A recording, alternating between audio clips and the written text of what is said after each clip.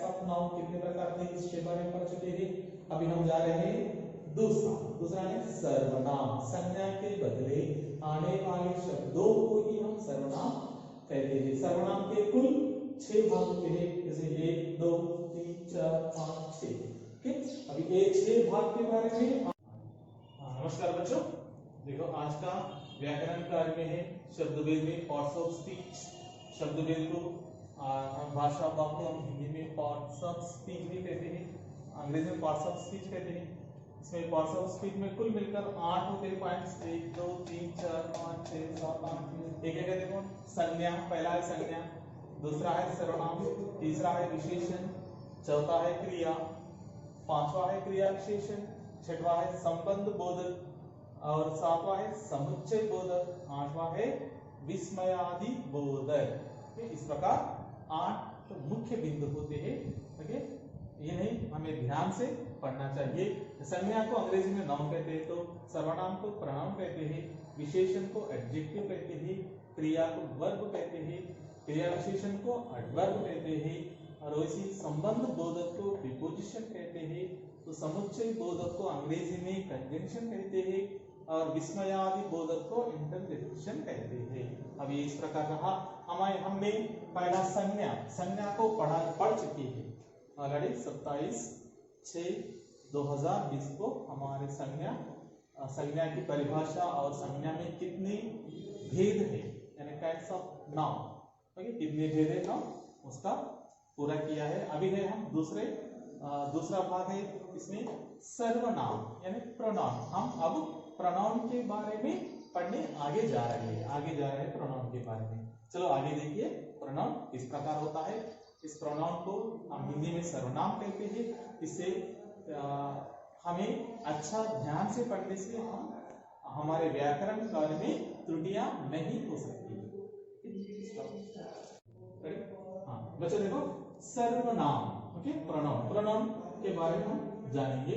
परिभाषा देखो, परिभाषा करते हैं डेफिनेशन इस प्रकार है, जो शब्द संज्ञा के स्थान पर उसका अर्थ समझने के लिए दूसरा शब्द प्रयोग किया जाता है उसे सर्वनाम कहते हैं। देखो यहाँ पर क्या दिया गया है, जो शब्द संज्ञा के स्थान पर यानी संज्ञा के प्लेस, उस प्लेस पर आकर उसका अर्थ समझने के लिए दूसरा शब्द को प्रयोग किया जाता है तो हम उसे सर्वनाम कहते हैं। जैसे संज्ञा के दूसरा भी परिभाषा देखो, संज्ञा के बार बार प्रयोग को रोकने वाले शब्दों को सर्वनाम कहते हैं। संज्ञा के बार बार प्रयोग, बार bar means again and again, इस प्रकार के प्रयोग को रोकने वाले शब्दों को हम सर्वनाम कहते हैं। एक बार यहाँ पर उदाहरण में देखो किस प्रकार बार बार प्रयोग किया जाता है संज्ञा का। राम गांव से आया, राम खाना खाया, और राम पाठशाला गया, राम कक्षा में बैठा, राम पाठ पढ़ा, राम दोपहर का खाना खाया। इस प्रकार यहाँ पर देखो राम राम राम राम कहकर कई बार उसको प्रयोग किया गया है, उसको बार बार दोहराया गया है। इस प्रकार के शब्दों को हमें सुनने से क्या हो जाता है, हमारा मन नीरस बन जाता है। इसलिए इस राम के जगह पर ओके वह, अभी यहाँ पर हम वह का प्रयोग करेंगे, वह आया।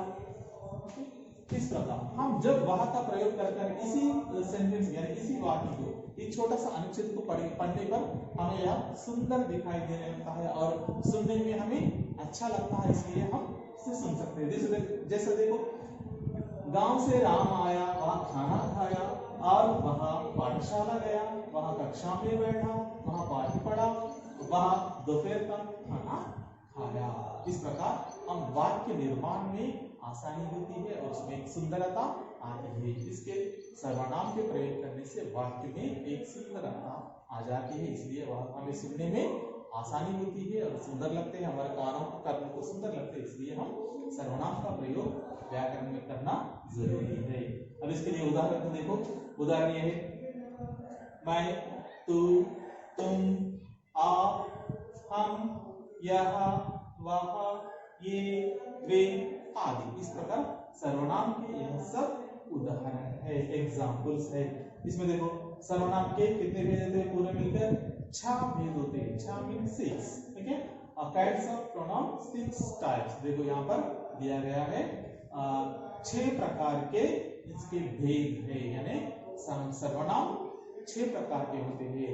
संज्ञा 5 प्रकार का हो तो सर्वनाम 6 प्रकार का होता है। हाँ बच्चों देखो ये 6 भेद है ना, 6 भेद में से एक एक भेद इस प्रकार है। पहला है देखो पुरुषवाचक सर्वनाम, दूसरा है निश्चयवाचक सर्वनाम, तीसरा है अनिश्चयवाचक सर्वनाम, चौथा है प्रश्नवाचक सर्वनाम, पांचवा है संबंधवाचक सर्वनाम, छठवा निजवाचक सर्वनाम। तो इस प्रकार के 6 भेद है। सर्वनाम में 6 प्रकार के भेद है। पहला है देख रहे हैं पुरुषवाचक सर्वनाम, इसको हम पर्सनल प्रोनाउन कहते हैं अंग्रेजी में, और इस निश्चयवाचक सर्वनाम को डेमोन्स्ट्रेटिव प्रोनाउन कहते हैं। तीसरा है अनिश्चयवाचक सर्वनाम इंडिफिनिटिव प्रोनाउन कहते हैं, और प्रश्नवाचक सर्वनाम को इंटरोगेटिव प्रोनाउन कहते हैं, और इसी प्रकार संबंधवाचक सर्वनाम को रिलेटिव प्रोनाउन कहते हैं, और निजवाचक सर्वनाम को रिफ्लेक्टिव प्रोनाउन कहते हैं। इस प्रकार अंग्रेजी में आप ध्यान से देखो, अंग्रेजी में देखने पर आपको थोड़ा आसान हो जाता है। कभी भी यानी ग्रामर यानी संज्ञा सर्वनाम जो भी हो अपनी मातृभाषा से इसको कंपेयर करने से हमें आसानी से समझ में आ जाता है। देखो अभी पहला यहाँ पर देखो पुरुषवाचक सर्वनाम, और पहले से लिया जाएगा उसका विवरण मैं दे रहा हूँ यहाँ पर।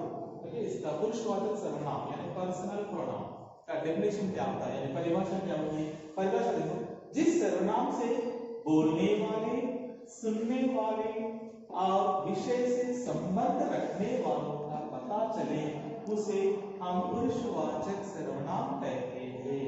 देखो इसमें क्या होता है, बोलने वाले में फर्स्ट पर्सन, हम अंग्रेजी में कहते हैं फर्स्ट पर्सन। सुनने वाले का अर्थ है second person, okay first person, और यहाँ पर सेकंड पर्सन कहते हैं, सेकंड पर्सन सुनने वाले। और क्या, विषय से संबंध रखने वाले, थर्ड पर्सन विषय से संबंध रखने वाले। यहाँ पर क्या हो जाता है, थर्ड पर्सन के नीचे आ जाता है। इस प्रकार का पता चले, उनके बारे में हमें पता चले तो तब हम उसे क्या कहते हैं, पुरुषवाचक सर्वनाम कहते हैं। जैसे first person, second person, third person, यानी बोलने वाले, सुनने वाले और विषय से संबंध रखने वालों को हम क्या कहते हैं, कौन से सर्वनाम के नीचे आते हैं, वे पुरुषवाचक सर्वनाम के नीचे आते हैं। और उनका एग्जांपल से देखो, जैसे तुम, हम, वे, यह, वह आदि। ओके इस प्रकार होते हैं, ध्यान में रखकर अच्छा पढ़िए। अभी दूसरा है, देखो दूसरा भेद है क्या है, निश्चयवाचक सर्वनाम। निश्चय डिसाइड, अंग्रेजी में डिसाइड करना कहते हैं, इसे अंग्रेजी में क्या कहते हैं, डेमोन्स्ट्रेटिव प्रोनाउन कहते हैं। देखो इसी प्रकार परिभाषा है इसकी, जो किसी बात का निश्चय करे उसे हम निश्चयवाचक सर्वनाम कहते हैं। देखो जो किसी बात होने का, या कोई व्यक्ति होने या कोई वस्तु होने उसका निश्चय करे तो हम उसे निश्चयवाचक सर्वनाम कहते हैं। जैसा कि देखो किसी व्यक्ति का, वस्तु का निश्चय हो तो उसे हम, दूसरा है सर्वनाम, उसे हम निश्चयवाचक सर्वनाम कहते हैं। जैसे हम कह सकते हैं यह लेके आओ, वह, यह, वह, ये, वे आदि। इसमें होते हैं यह, वह, ये, वे आदि। निश्चय करना, निश्चय का अर्थ यह है कि हमें उसे डिसाइड करना। डिसाइड करना हम कहते हैं यह लो, वह लो, वो लो, ये लो। इस प्रकार हम इसे कह सकते हैं कि निश्चयवाचक सर्वनाम। ओके अभी जाते हैं तीसरा। इसका क्या है, अनिश्चय। यहाँ पर निश्चय हो चुका है, अब अनिश्चय, जिसका हम सही तरह निश्चय नहीं कर सकते। एक व्यक्ति को देखे, उसका नाम हमें पता नहीं है, तो हम उसे अनिश्चयवाचक सर्वनाम का हम वहां पर प्रयोग कर सकते हैं। जैसे निश्चयवाचक देखो, वहां पर से एक व्यक्ति आ रहे हैं, उसको पहचानते हैं, उसका नाम आपको मालूम है, तो राम बोलते हैं, रहीम बोलते हैं, ओके सीता बोलते हैं, उसको गीता बोलते हैं। वो व्यक्ति को, उसी प्रकार उसे हम निश्चयवाचक सर्वनाम कहते हैं। अभी अनिश्चय यानी उसका डिसाइड नहीं कर रहे हम, उसे हम अनिश्चयवाचक सर्वनाम जैसे इंडिफिनिटिव प्रोनाउन कहते हैं अंग्रेजी में, जो किसी विशेष व्यक्ति या वस्तु का बोध नहीं कराते, यानी ये वस्तु को नहीं पहचान सकते तो वहां पर एक वस्तु है कहते हैं, वहां कुछ है कहते हैं, ठीक है। देखो अनिश्चयवाचक सर्वनाम कहते हैं, वहां आया कहते हैं, कुछ लोग आए, आपको कोई पता नहीं तो कुछ लोग घर पे आए तो कुछ लोग आए बोलते हैं, ठीक है। इस प्रकार देखो कोई रास्ते से कोई जा रहा है क्योंकि उसमें पता नहीं है, इसलिए हम क्या कर सकते हैं, कोई कहते हैं। कुछ लोग घर पे आए, आपको पता नहीं है इसलिए हम कुछ कहते हैं। सब मिलकर आए, हम उनका निश्चय नहीं कर रहे तो तब उसका प्रयोग सबसे कर सकते हैं। इस प्रकार अनिश्चयवाचक सर्वनाम में कोई, कुछ, सब आदि इस प्रकार के शब्द आते हैं, इन्हें ध्यान में रखना चाहिए निश्चयवाचक में और अनिश्चयवाचक में। अभी हम जा रहे हैं चौथा प्रश्नवाचक सर्वनाम, इंटरोगेटिव प्रोनाउन। इंटरोगेटिव प्रोनाउन में देखो किस प्रकार होती है इसकी परिभाषा, ये है जो किसी प्रश्न का बोध कराते हैं, जो किसी प्रश्न का बोध कराते हैं तो उन्हें हम प्रश्नवाचक सर्वनाम कहते हैं। देखो हम प्रश्नवाचक सर्वनाम में जैसे एग्जाम्पल देखो, जैसे काम, क्या, किसका, कितना, किधर, ओके, कहाँ, इस प्रकार के शब्द आ जाते हैं जो कि इस प्रकार दिया गया है कि किसी प्रश्न का बोध कराए, यानी हम उस वाक्य में किसी भी प्रश्न का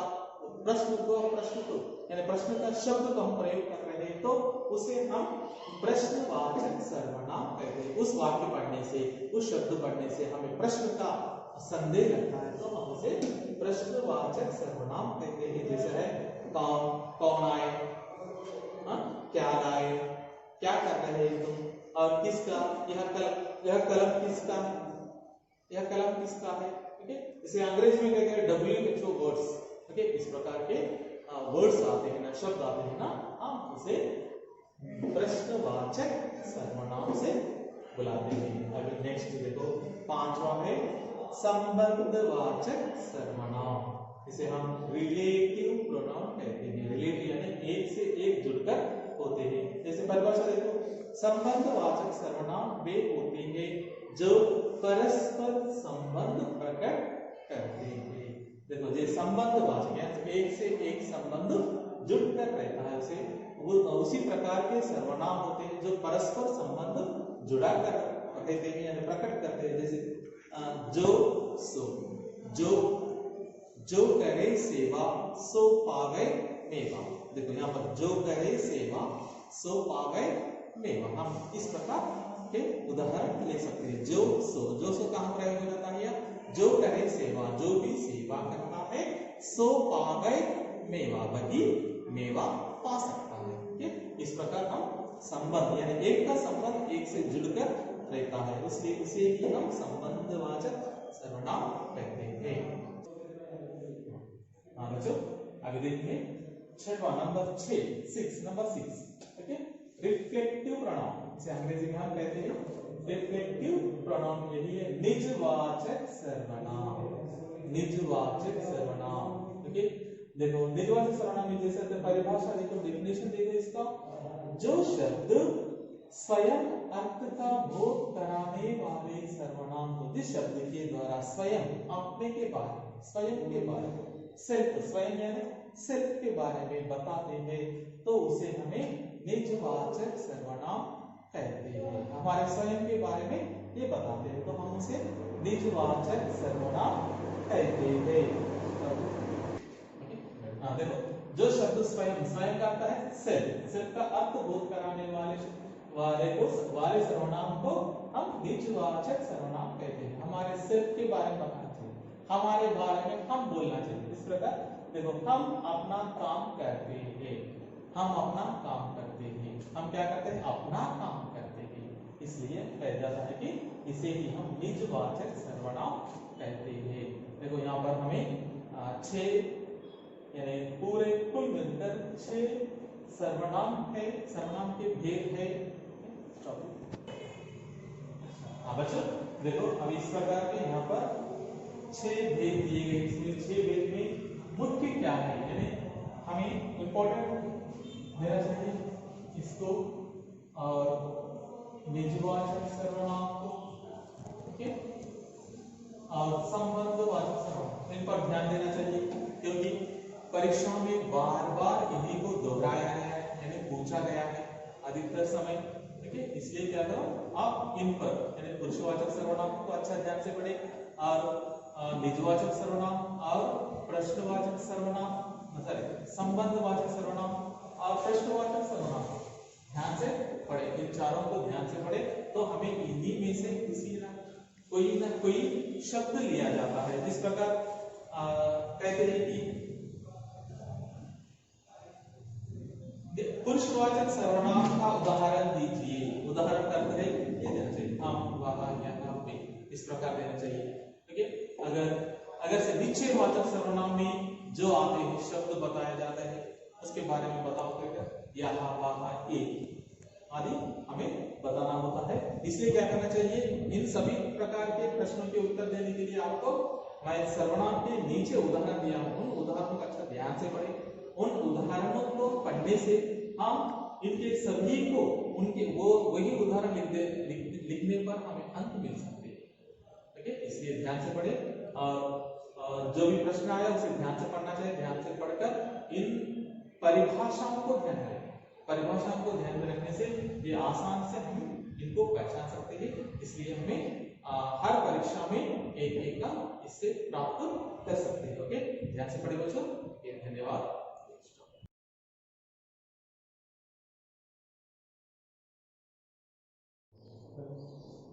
नमस्कार बच्चों, आज आठवीं कक्षा के बच्चों के लिए है सर्वनाम। तो आज का विषय हमारा विषय है हिंदी, दिनांक है 30/6/2020 और अंश है सर्वनाम। अंश का टॉपिक, आज का टॉपिक है सर्वनाम। कक्षा 8वीं कक्षा के लिए हमने इससे पहले पढ़ा था नाउन। नाउन यानी संज्ञा। संज्ञा क्या होता है, संज्ञा यानी सभी प्रकार के नामों को बताने वाले शब्दों को हम संज्ञा कहते हैं। और उसके 5 भाग भी थे, 5 भाग में टाइप्स ऑफ नाउन्स वो भी पढ़ा हमने। आज दूसरा भाग है सर्वनाम। ओके, सर्वनाम यानी संज्ञा के बदले आने वाले शब्दों को हम सर्वनाम कहते हैं। ये सर्वनाम के भी 6 भाग होते हैं। 6 है सर्वनाम के कुल मिलकर 6 भाग होते हैं। 1 2 3 4 5 6। ओके, इन 6 भागों के बारे में हम आगे देखेंगे, आगे उनके बारे में पूरी जानकारी